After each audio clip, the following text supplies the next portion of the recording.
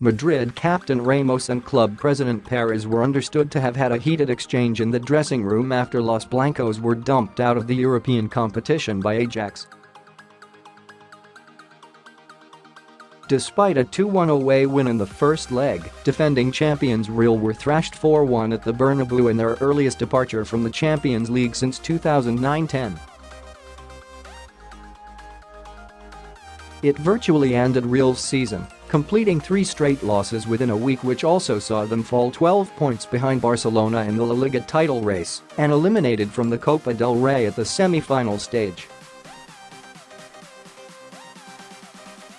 Ramos did not play in the return tie against Ajax, having deliberately picked up a yellow card in the first leg to avoid facing a ban in the latter stages of the tournament. The Spaniard landed himself in hot water by admitting he fouled an Ajax player on purpose to receive the caution and was handed a 2-match ban by UEFA, which left his teammates without his leadership on the pitch in the second leg. In a series of tweets, Ramos declared, "Dressing room issues are discussed and resolved in the dressing room. There's no problem whatsoever, and everybody has the same interest, Real Madrid." Zinedine Zidane has since replaced Santiago Solari as manager for a second spell in charge despite only leaving last May, with Perez looking to calm the Bernabeu atmosphere after a difficult campaign. But Spanish football expert Balague claims Ramos's argument was in response to a dressing down from a furious Perez in which he claimed the 72-year-old is just as much at fault. Balague wrote for BBC Sport, "It is the custom of club president Perez to visit the dressing room after home matches. Needless to say, on this occasion it was not to offer his congratulations.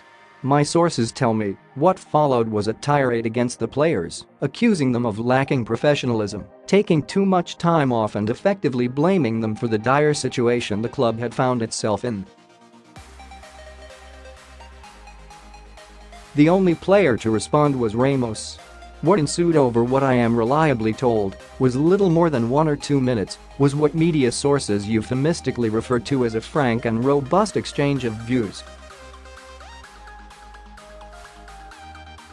Ramos told the president that if he really wanted someone to blame for the club's plight, he might like to take a look at himself in the mirror.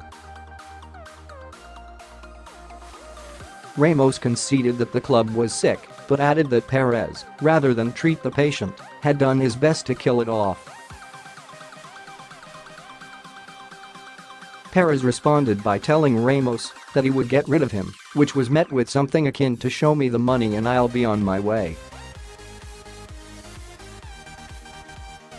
And while this carried on, from all corners there came a deafening silence that said much more about the lack of captains, generals and leaders in the Madrid dressing room than mere words ever could.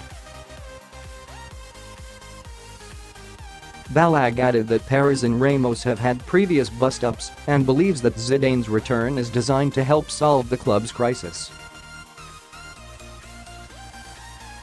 He continued, "This isn't the first time the two men have fallen out, the last time being when Ramos was up for a contract renewal and nothing was happening." Perez had told previous managers that he wanted rid of Ramos, and not giving him what he wanted in a new contract seemed the perfect way of doing it. Then when Manchester United came close to signing him, it suddenly dawned on both men that they needed each other and an agreement was reached.